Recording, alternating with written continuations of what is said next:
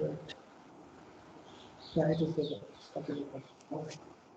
Yeah, so I will see whichever is required as a note, I will make them as a note and I can send it to you. And whatever is possible to take note from the class, you can take a note. Yeah, one thing also I wanted to mention. Last time, I think some of you were asking me about about the class the question answers later on, or some of the classes. Okay, I mean the class videos. What I would suggest you is you collect all the videos and class notes and the question answer, because what I do is I collect all the question answer and I give it to you for class test and answers later on, but then later on I don't keep them. So what you can do is you collect all those, or maybe some of you can ask one of your friend who collected them. Okay, in that way it is better. You can study maybe 1 or 2 days later, but you can collect from your friend. Okay. Okay. So this is the ethylene molecule, and then what happens? You have, so basically you have two pi electron, and that is why you have two atomic orbital and two molecular orbital. Okay. What happens is they have a bonding MO. In this case, you have in the same side they have no node, and then you have a node, one node, then you have the opposite side. So this is basically your bonding pi MO, and this is basically your anti-bonding pi MO. Okay.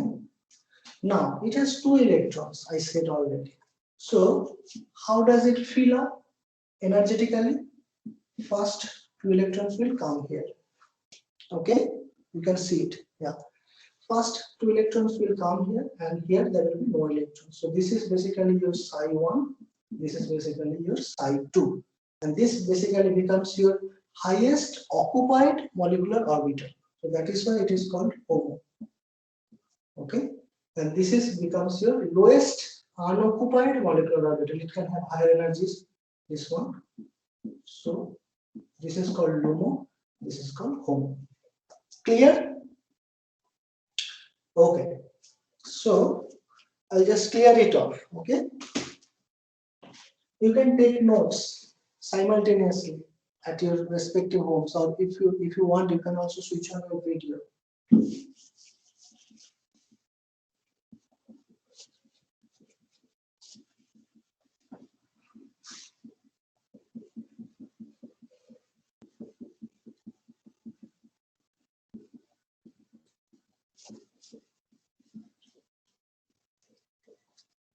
Okay, now then it comes with carbonyl compound, C double bond O. Okay,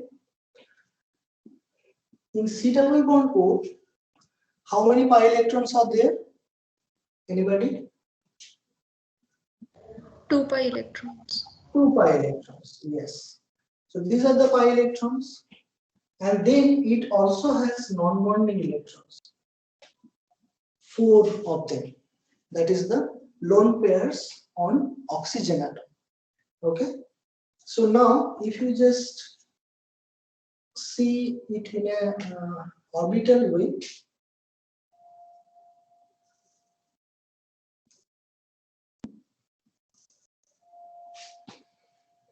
what happens in the bonding orbital? The contribution of the electron is more over the oxygen atom, because it is electronegative in nature. It's in the bonding orbital. Okay, and simultaneously, okay,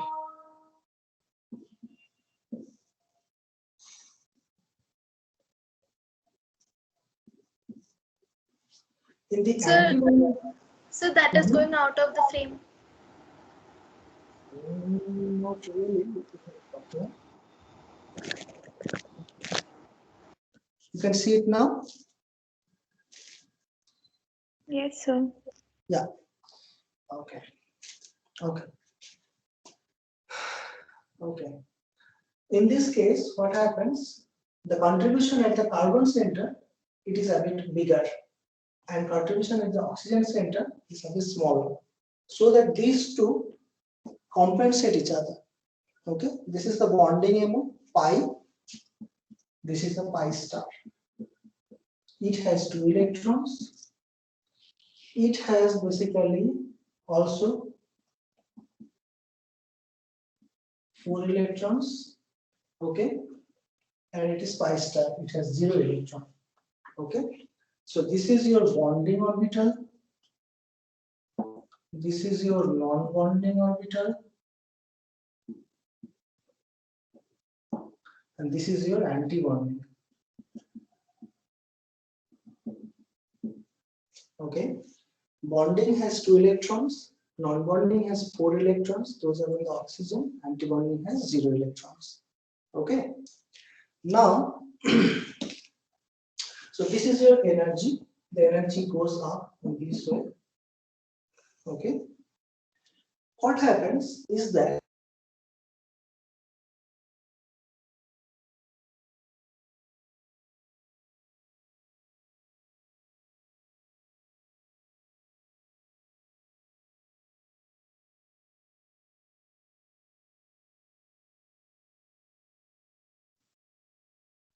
okay,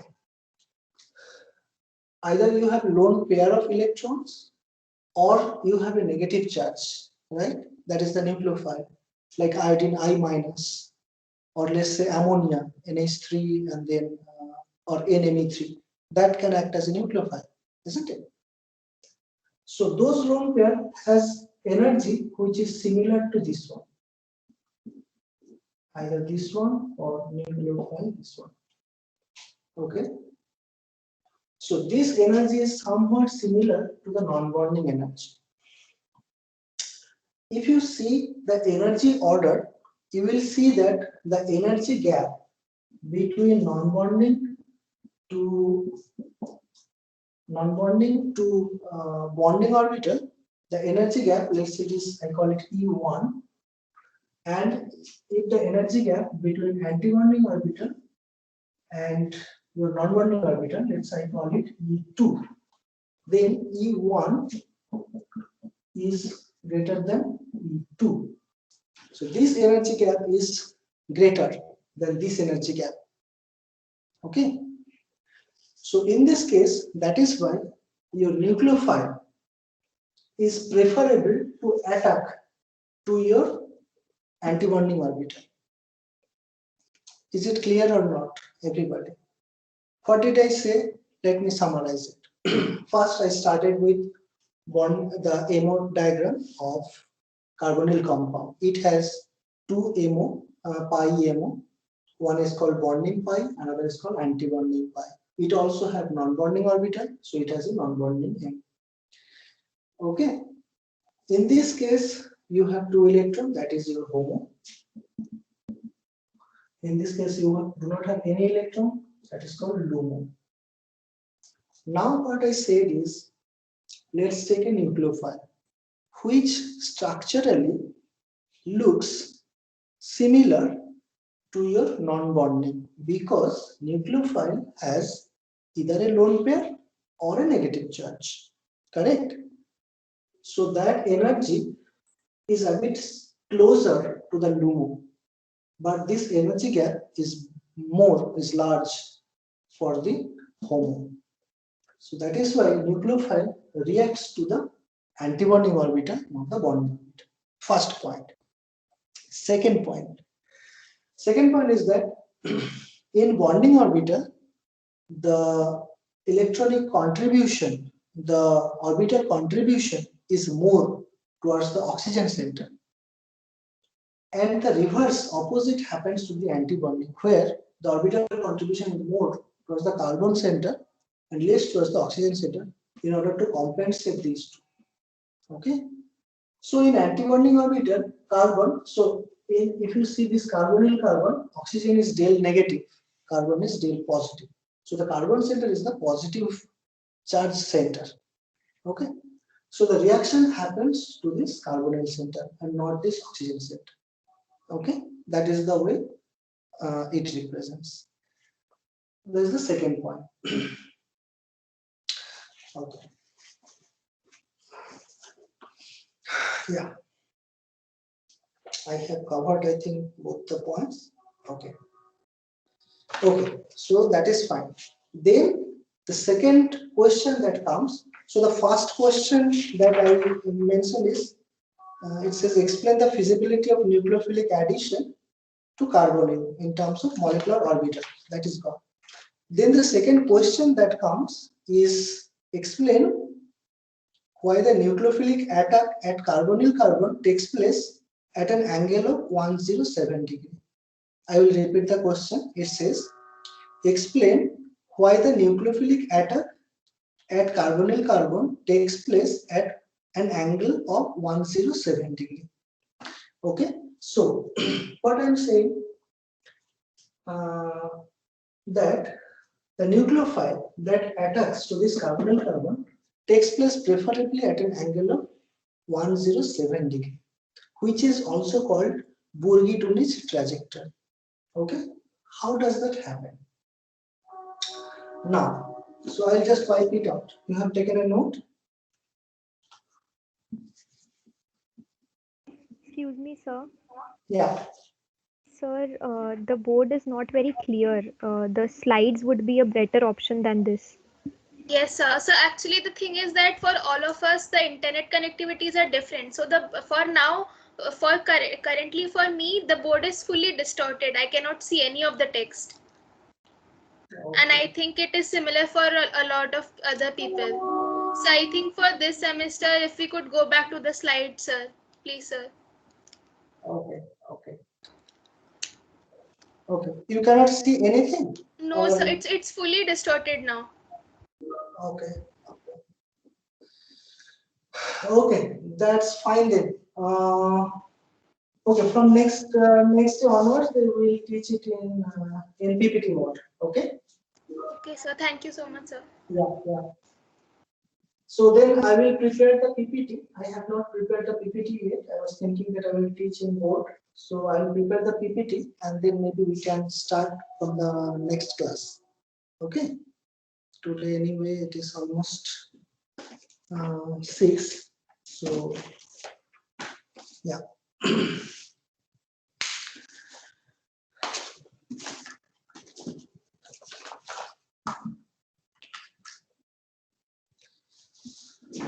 Wait a minute. Let me just tell you Sir. the books. Wait a minute.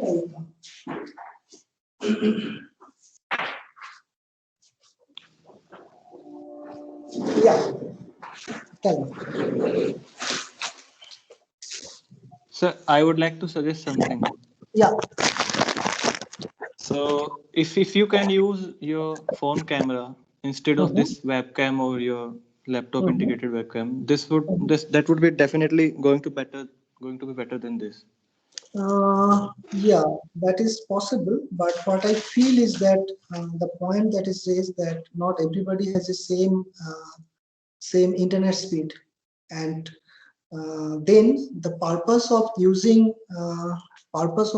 board is to show the arrow movement in the board. But then even if I use my mobile camera, you will not be able to follow me while I'm doing the mechanism in the board with arrow movement. That I think lag will always remain, isn't it? Yeah. Yes, sir. And in the PPT, in your PPT is the text that you write. That is very helpful while preparing for the tests. Like it is easy to understand the things that you write as text. So that also. Yes, sir. Yeah, like in the last semester, we didn't face any difficulties while studying for organic chemistry. So the Yes, sir. slides were really very much helpful for us. Yeah, yeah.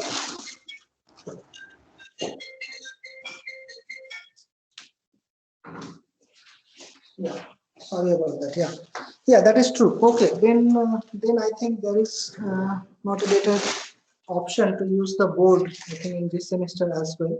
So we'll stick to the PPT mode. I think that would be better. Yeah, unless and until there is I mean, I can use a better camera, but if your connection is not good, then you will not be able to see it. And also, if you are, some of you, I do not know if everybody is using laptop or some of you are also using mobile phones to see it. In that case also, your in mobile phone, you will not be able to see all the text that I am writing in the board. That will also become a bit very small and it will be difficult to follow it. Okay, fine. We'll do that. So for this class, the book that is suggested is one is Chemistry, Organic Chemistry by Peter Sykes, the one that you followed last time. That is also the same book this time. And another book is Clayden, Gribbs, Warren, and Wothers, Organic Chemistry book. Okay, that book is very helpful. Many of the content may come from that book.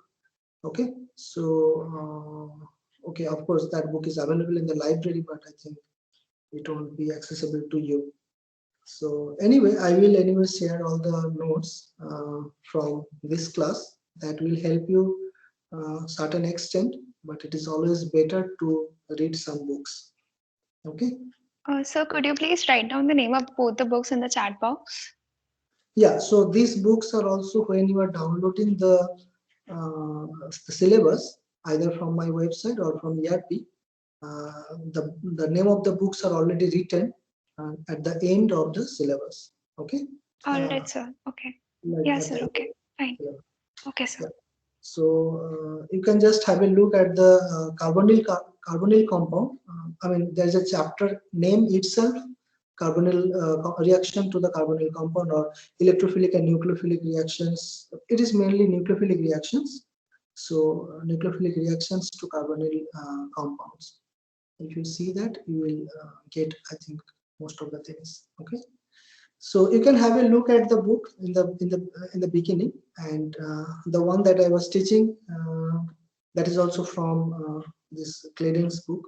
So just have a look a little bit, and in the next class then we'll begin from the we'll again start from the beginning. I think many of you could not get it.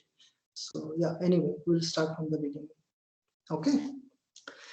Okay, then we'll start in on Thursday at 5 o'clock. Okay. Okay, stay safe and we'll meet later. Okay. Thank you, sir. Yeah. Bye. Thank you, sir. Thank you, sir.